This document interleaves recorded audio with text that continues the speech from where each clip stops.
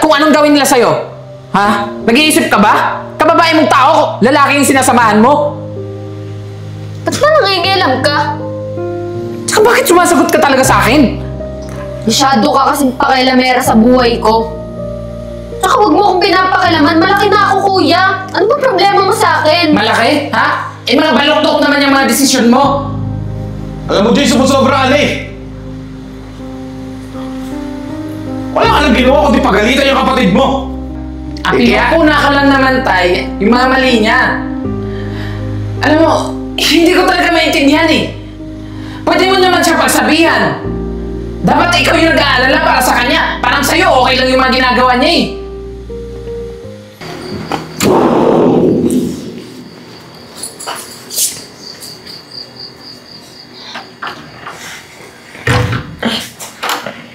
Kuya.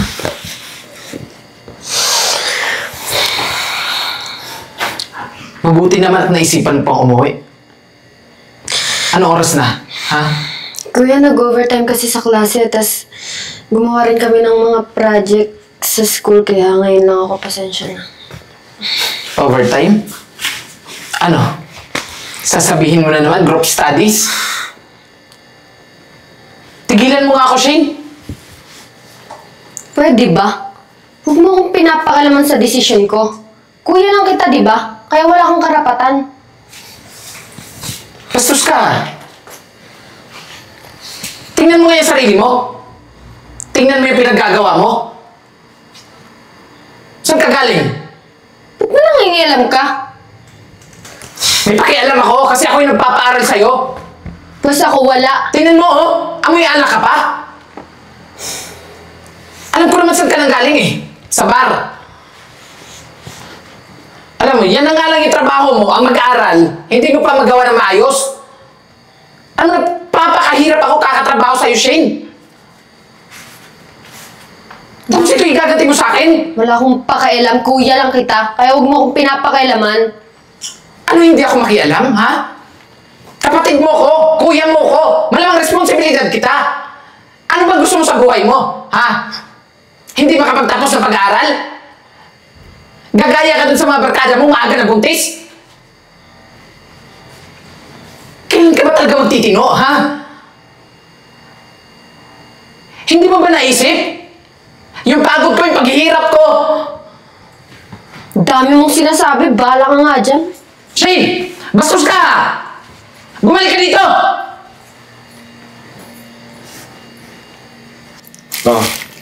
Pabot nga nung chismis. Di ba ito yung hinahanap sa Paranaque? Tuwa tayo na. Problema mo? Alam mo ba anong oras na umuwi si Shin kanabi pa? Ha? Madaling araw na. Ay naman. Nasa gustong gulang na naman yung kapatid mo. Tsaka, ni-enjoy niya lang yung pagiging, niya, teenager niya. Ako ba? Siya ba naman ata mahigpit?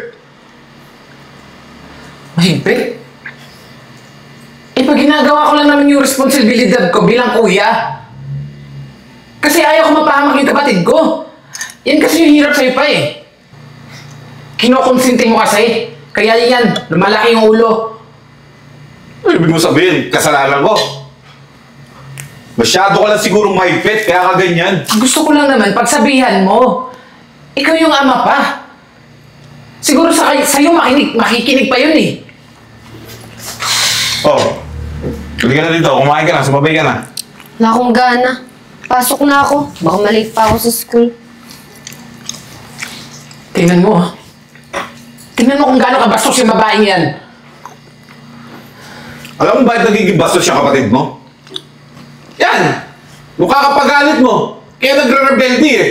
Kasalanan mo rin yan eh. Ako pa talaga yung may kasalanan? Bakit sabihin mo nga sa akin, mali ba protektahan ko siya? Mali ba na pagsabihan ko siya na mali yung mga ginagawa niya? Concern lang naman ako sa kapatid ko eh. Ang gusto ko lang naman, pagsabihan mo siya. Sa akin hindi na nakikinig eh. Tigas sa ulo. Paano makikinig sa'yo eh? Lagi ka nakasigaw. Lagi mong pinapagalitan. Pwede mo naman kausapin na maayos eh. Kasalanan mo yan. Alam mo kung merong may kasalanan dito, ikaw yun. Ewan ko ba kung saan nagmana yung kapatid kong yan? O sumusobra ka na ha?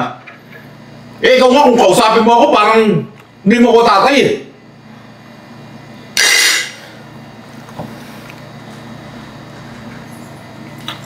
Ano? Ang sinasabi, kumain na lang tayo. Ako wala ka ng gana eh. Sug na ako. Hindi ako na kumain. Uy, ikaw na. Shot mo na. Mamaya Ako na. next eh. Ay, sino na ba? Oh, ako na. No, Ay, ikaw na.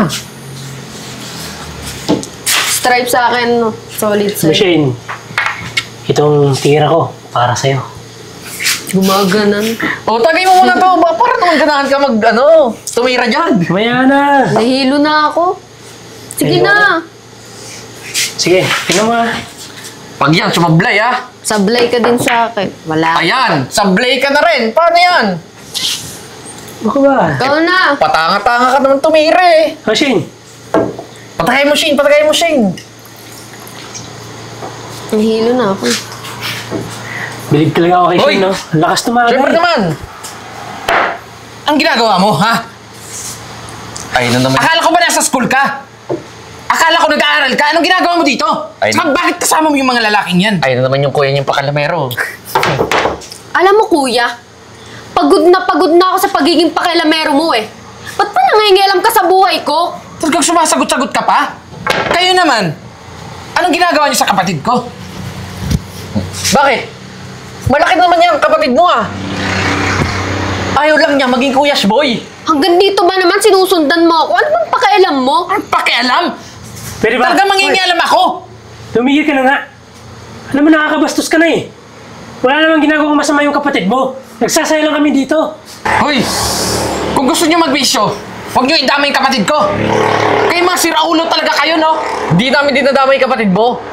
Siya mismo ang nasama sa amin. Kasi kagustuhan ko. Tapos papakialaman mo? Akala ko ba siya nag-aaral ka?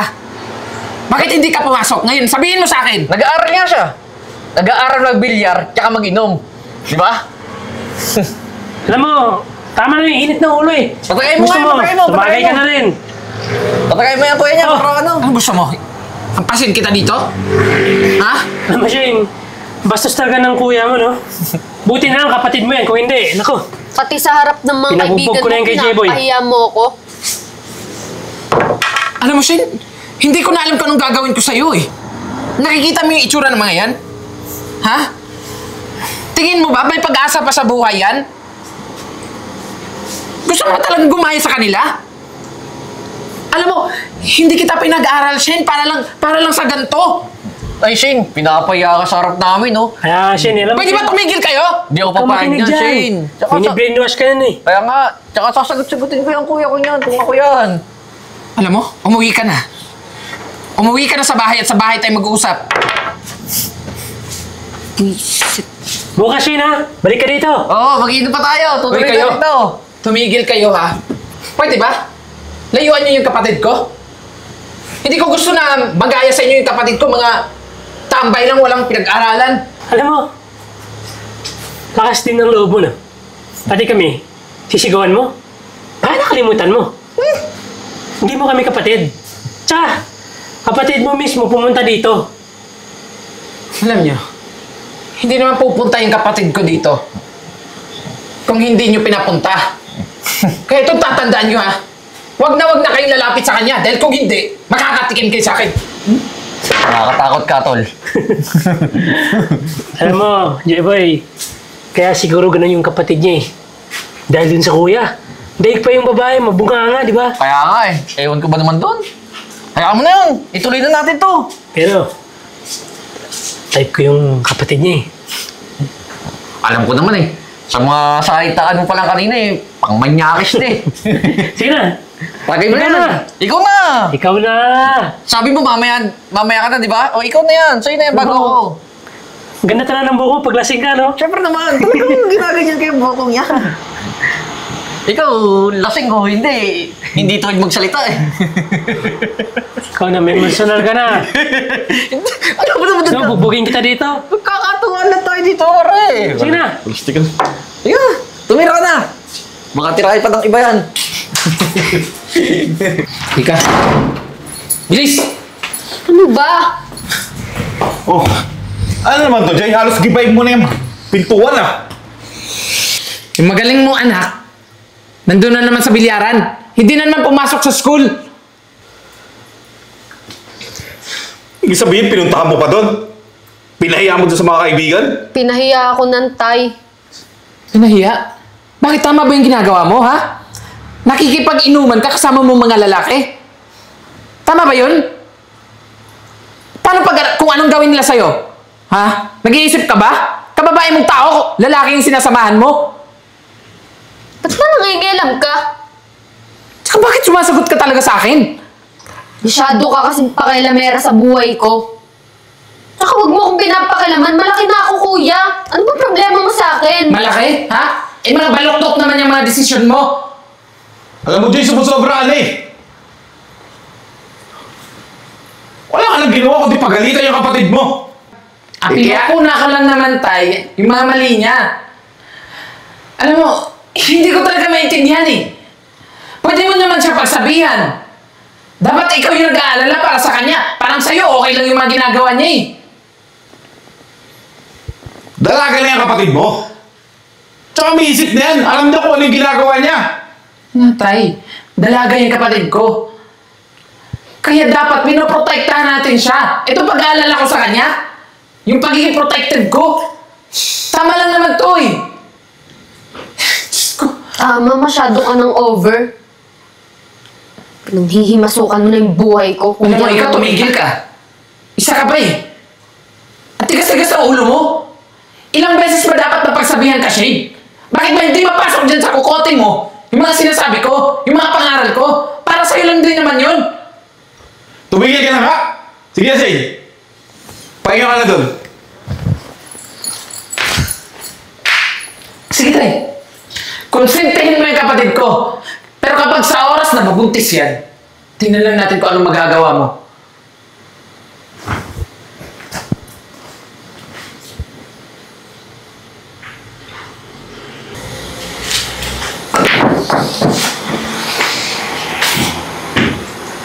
Oh, ikaw na, Jeboy. Sige na, kamaya na ako. Francis, Anong ginagawa mo dito? gusto sana akong sabihin sa'yo eh. May sinabi ko na, ayaw ko magipag-uusap sa'yo. Francis, Ano?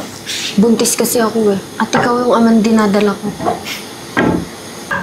Teka lang, Shane. Ano pinag-usapan na natin yan?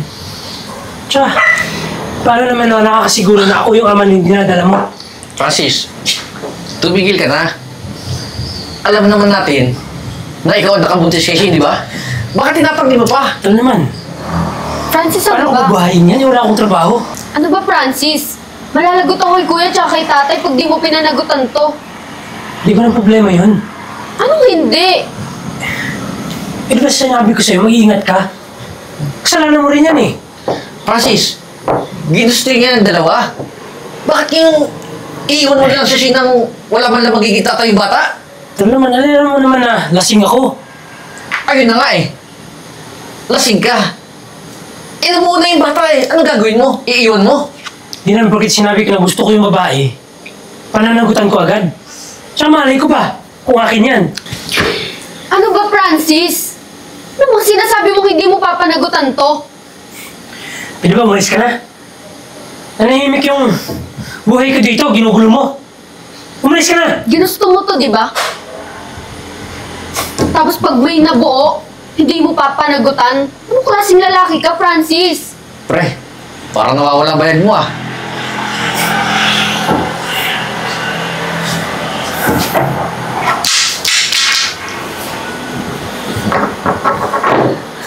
Shane, pasensya ka na kay Francis ha. Huwag ka mag-alala. Akong bahala. Kakausapin ko pa rin siya.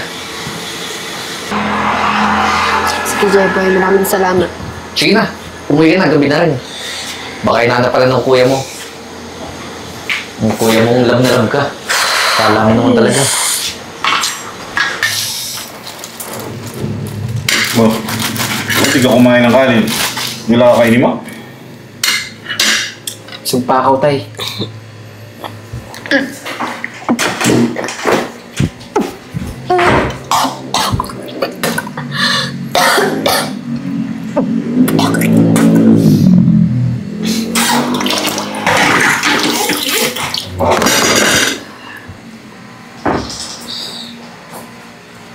Ano nangyari sa'yo?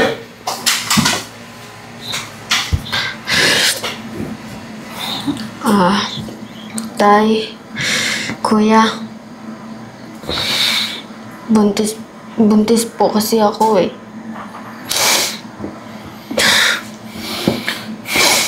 Hindi na nga po yung sinasabi ko sa'yo, tay. Dati ko pang sinasabi sa'yo yan. Pero ang ginawa mo, kinokonsinti mo kasi. Tay, pasensya na po, kuya. Hindi po ako pinanagutan ni Francis eh.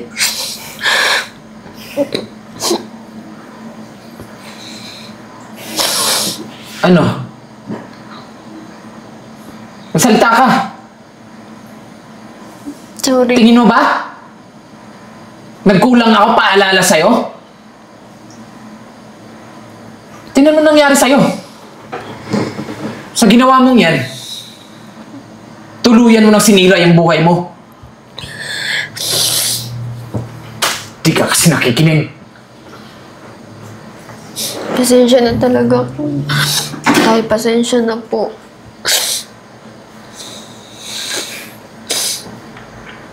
Tiyan mo na. Wala tayong magagawa dyan eh. Andyan na yan. Di... Tulong-tulungan natin yan. Paano natin mabuhayan? Basta... Pangako mo lang sa akin ha. Pagpapatuloy mo yung pag-aaral mo. Pangako po tay, magtatapos pa rin po ako ng pag-aaral kahit may tinadala po ako. Pero hindi ko sinasabi na tama yung ginawa mo ha. Mali yan. Pasensya tay, kuya. Pasensya din po. Kung di ako nakinig sa'yo, kuya. Sorry, kuya, kung naging makulit po ako. Bakit? Sa tingin mo ba may magagawa ba tayo niyan? Nandyan na yan eh. Alam mo, salamat ka. Kasi sa kabila ng lahat, mahal pa rin kita. Kasi ikaw yung bunso namin dito eh. Pero pakiusap ko lang sa'yo, Shane. Sana lang makinig ka na. Pero pakiusap ko lang sa'yo, Shane. Sana lang matuto ka na. Alam mo, siguro nagkamali talaga ako eh. Kung nagkamali talaga ako, masyado ako naging maluwag sa'yo. Pero ngayon, makinig ka na ha. Basta, alagaan mo yung sarili mo. Opo, tay. Sige na, kumain ka na. Papa-check up tayo mamaya. Bilisan mo. Tama yan. O sige na. So nilalakarin pa. Kaya na munang bahala dito ha. Kaya nang bahala sa kapatid mo. Sige pa. Ingat, tay. Kumain ka dyan. Ito, niluto ko yung paborito mo. Salamat, kuya.